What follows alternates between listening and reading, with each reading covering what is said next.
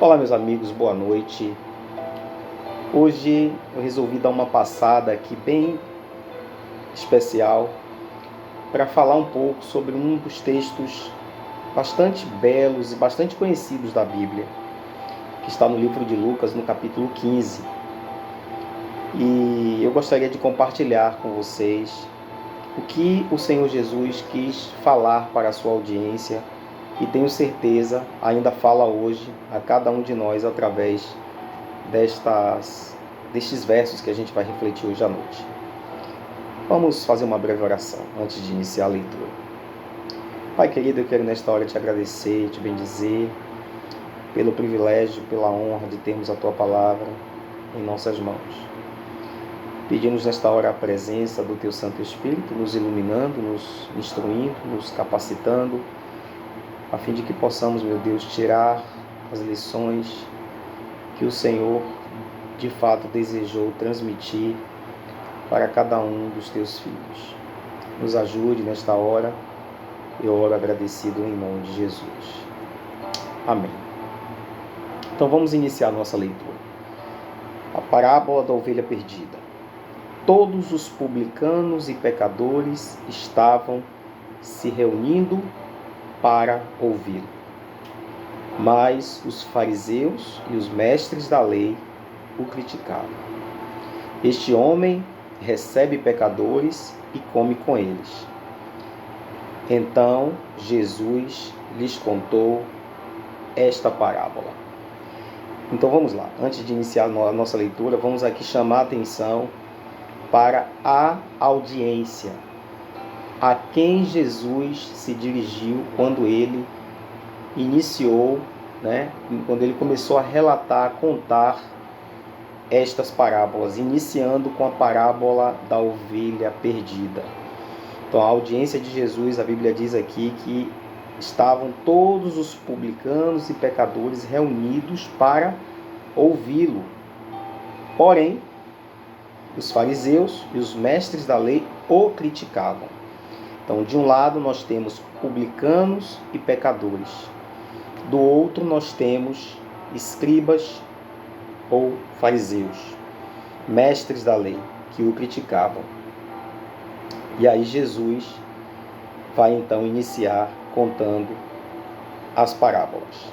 E no verso 4 ele diz: qual de vocês que possuindo 100 ovelhas e perdendo uma, não deixa as 99 no campo e vai atrás da ovelha perdida até encontrá-la? E quando a encontra, coloca-a alegremente nos ombros e vai para casa. Ao chegar, reúne seus amigos e vizinhos e diz: alegrem-se comigo, pois encontrei a minha ovelha perdida. Eu digo que, da mesma forma, haverá mais alegria no céu por um pecador que se arrepende do que por 99 justos que não necessitam ou não precisam de arrependimento. Então aqui nós temos a primeira parábola que Jesus usa aqui como um elemento para ilustração, para chamar a atenção da sua audiência, uma ovelha. Nós sabemos que a ovelha é um animal muito dócil, é um animal diferente, inclusive é o animal que é utilizado como símbolo de Cristo, o Cordeiro de Deus que tira o pecado do mundo. A ovelha que se perdeu, a ovelha tem consciência, de que está perdida. Uma das características da ovelha é exatamente essa. Ela geralmente anda em grupo. Elas têm as formas de se comunicar. A ovelha, ela compreende, ela entende a voz do pastor. Quando ela se afasta do rebanho, quando ela se afasta das outras ovelhas, ela tem consciência de que ela está perdida. Ela sabe que está perdida. Essa, então, é uma observação que eu gostaria que você guardasse aí na sua mente, no seu coração. A ovelha perdida. Então a ovelha tem consciência de que está perdida. Depois nós temos então a parábola da moeda perdida. E Jesus continua dizendo: ou qual é a mulher que, possuindo 10 dracmas e perdendo uma delas, não acende uma candeia, varre a casa e procura atentamente até encontrá-la?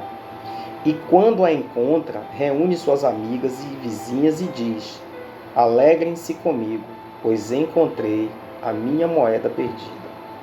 Eu digo que da mesma forma há alegria na presença dos anjos de Deus por um pecador que se arrepende. Então, primeiro, Jesus falou na primeira parábola da ovelha perdida. Então, a ovelha que se perdeu, ela estava fora do aprisco. Ela estava perdida fora do aprisco. Já a moeda, a dracma perdida, que também estava perdida, ela estava perdida dentro da casa. Outra vez eu chamo a atenção para a audiência que estava ali, a quem Cristo estava se dirigindo.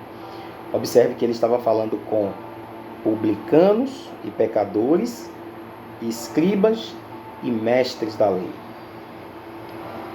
E Jesus está falando exatamente para este público, para esta audiência.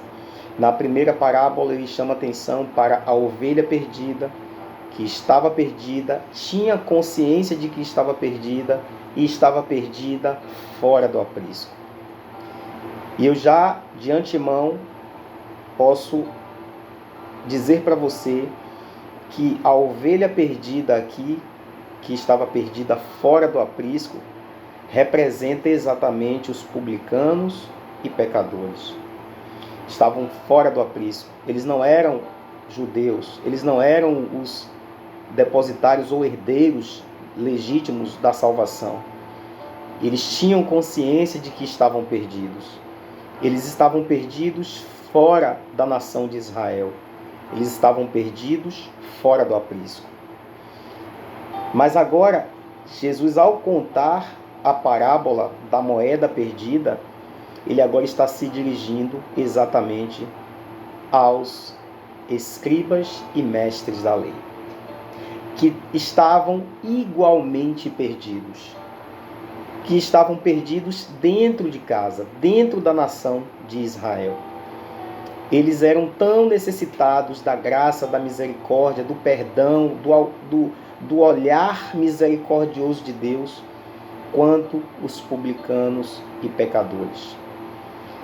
E ao relatar estas duas parábolas, Jesus está exatamente chamando a atenção da sua audiência, e em especial os mestres da lei, os escribas, os fariseus, os mestres da lei, para a necessidade de se voltar para Deus, tanto quanto os mais miseráveis e desprezíveis dos pecadores. E depois, na sequência, Jesus vai trazer mais uma parábola, aquela que talvez seja a mais conhecida de todos nós, que é a parábola do filho perdido. E que, na verdade, é uma junção das duas parábolas que ele contou anteriormente. Vamos refletir sobre ela. Jesus continuou: um homem tinha 2 filhos. O mais novo disse ao seu pai: Pai, quero a minha parte da herança. Assim, ele repartiu sua propriedade entre eles. Não muito tempo depois, o filho mais novo reuniu tudo quanto tinha e foi para uma região distante. E lá desperdiçou os seus bens, vivendo irresponsavelmente. Então, uma pausa aqui. Então, o filho mais novo vai lá e diz: Pai, eu quero a minha parte da herança. Você pode imaginar o quão terrível, o quão triste, o quão magoado esse pai deve ter se sentido. Ao pedir parte dos seus bens, parte da sua herança para o seu pai, de uma forma indireta, esse filho estava dizendo que desejava a morte desse pai.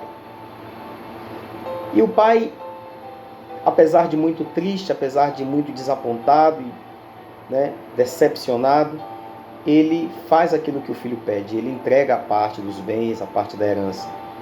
E a Bíblia relata que não muito tempo depois esse filho parte para uma região distante e lá ele vai desperdiçar todos os seus bens, vivendo de uma forma dissoluta, de uma forma irresponsável.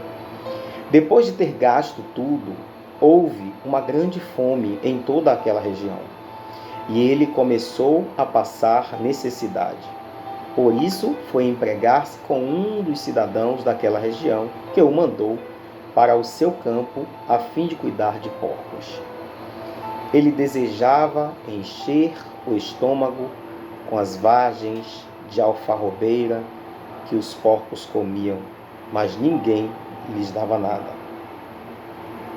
Imagina que situação que esse jovem, que tinha tudo, que tinha todo o conforto, que tinha tudo do bom e do melhor, tinha a atenção, o cuidado, a proteção do pai, agora se vê sem nada, passando necessidade, passando privações, sem ter com o que se alimentar, sem a segurança que ele possuía quando estava na casa do pai. E agora ele está ali cuidando de porcos, desejando se alimentar com as mesmas coisas restos dos quais os porcos se alimentavam. E ele pedia, e a Bíblia diz que ainda assim ele pedia esses alimentos dos porcos, mas ninguém lhes dava nada. E ao cair em si, ele imaginou: quantos empregados de meu pai têm comida de sobra, e eu aqui morrendo de fome. Eu me porei a caminho e voltarei para o meu pai. E lhes direi: Pai, pequei contra o céu e contra ti. Não sou digno de ser chamado teu filho. Trata-me como um dos teus empregados. A seguir, se levantou e foi para o seu pai. Antes de prosseguir na leitura, eu gostaria já de mostrar para você e fazer a relação entre esse filho mais novo com os publicanos e pecadores, ou como a ovelha perdida. A ovelha que estava perdida fora do aprisco, fora da casa, fora do cuidado do pastor, que é Deus, fora da proteção do pai.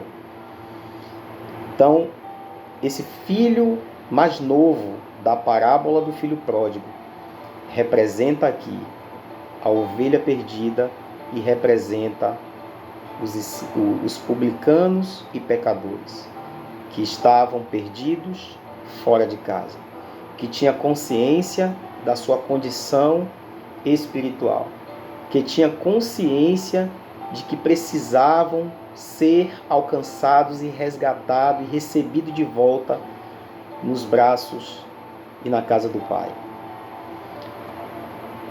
E esse filho, ao tomar consciência, ele ensaia um discurso. Ele imagina esse discurso. Ele, ao cair em si, ele lembra como vivia, como eram respeitados, como participava dos bens, dos alimentos da casa, os empregados do seu pai, a forma como eles eram tão bem tratados.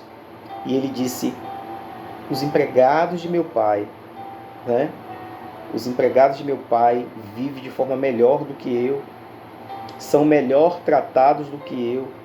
E aí ele ensaia o discurso, volta para casa. E aí ele diz, né? Depois que ele faz o ensaio, ele diz assim: eu me porei a caminho e voltarei para o meu pai, e lhes direi: Pai, pequei contra o céu e contra ti. Não sou digno de ser chamado teu filho. Trata-me como um dos teus empregados. A seguir, levantou-se e foi para o seu pai. E aqui eu queria chamar bem a atenção aqui para esta cena. E a Bíblia diz que, no verso 20, que estando ainda longe, seu pai o viu. E cheio de compaixão, correu para o seu filho e o abraçou e o beijou. Você consegue imaginar a cena? Parece que esse pai, desde o dia em que esse filho saiu de casa e foi embora, ele o aguardava. Ele desejava o regresso, o retorno desse filho. E a Bíblia diz que ainda ao longe, quando aquele filho se aproxima, o pai não esperou aquele filho se aproximar. Mas a Bíblia diz que esse pai corre ao encontro desse filho. Ele vai ao encontro dele depressa.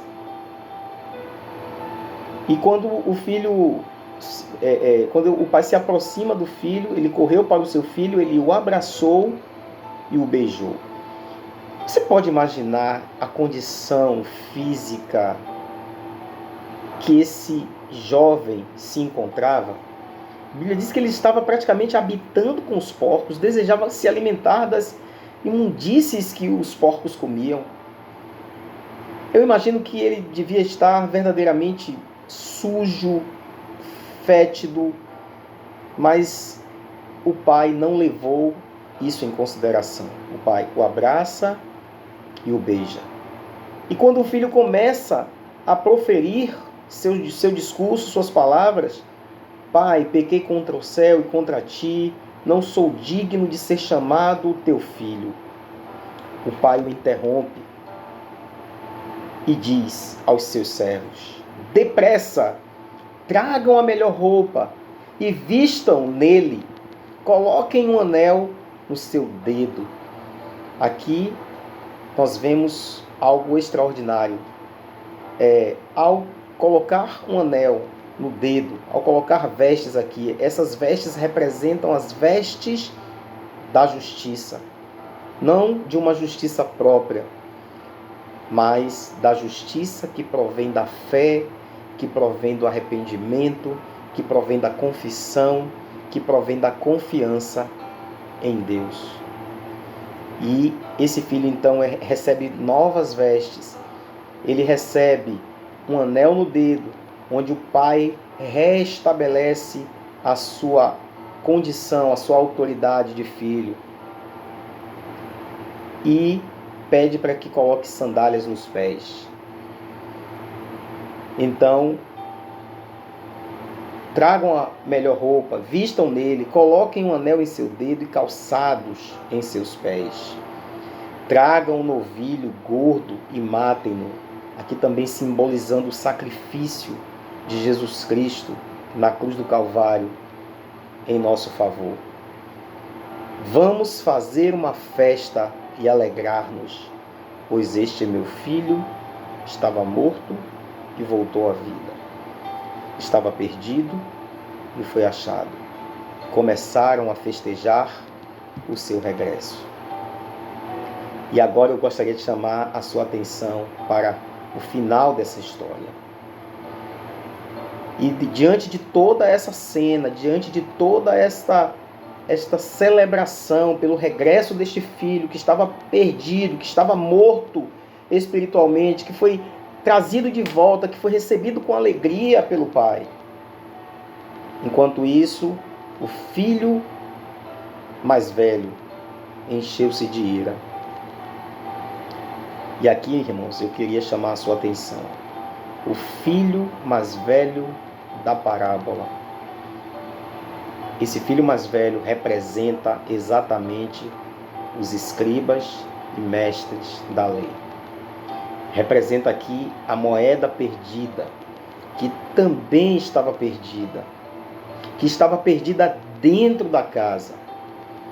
Os escribas e fariseus, irmãos, eles eram os descendentes de Judá, os descendentes de Israel, os filhos de Israel, os herdeiros da salvação, os herdeiros da promessa. Mas eles também estavam perdidos. Eles também não haviam compreendido a misericórdia, o amor, a graça do Pai. Que eles também precisam da graça, da misericórdia e do perdão de Deus, tanto quanto os publicanos e os pecadores. E vamos então finalizar aqui a história. O filho mais velho, que aqui é representado pelos mestres da lei, os fariseus, os fariseus e mestres, os escribas e fariseus. O filho mais velho encheu-se de ira. Foi exatamente o que aconteceu quando Cristo começou a se aproximar dos publicanos, dos estrangeiros. E quando Cristo começou a alcançar esses corações, o povo, os mestres da lei, eles não aceitaram. Eles não se alegraram. Eles não aceitaram que a salvação também pudesse chegar a outros povos, a outras nações, a outras línguas. E então Jesus lhes propôs esta parábola. Então, esse filho mais velho, ele fica irado. Então, seu pai saiu e insistiu com ele.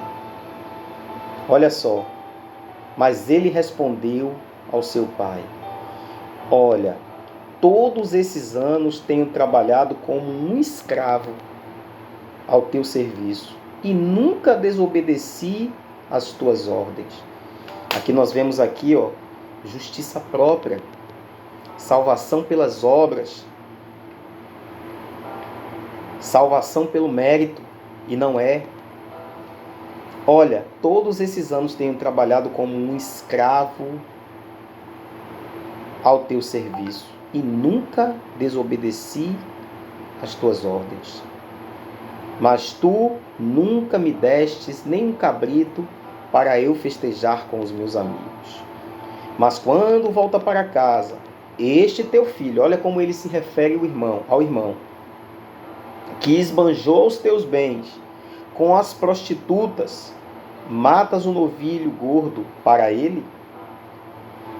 E olha só a resposta do pai. E disse o pai: meu filho, você está sempre comigo, e tudo o que eu tenho é teu. Tudo o que eu tenho é seu.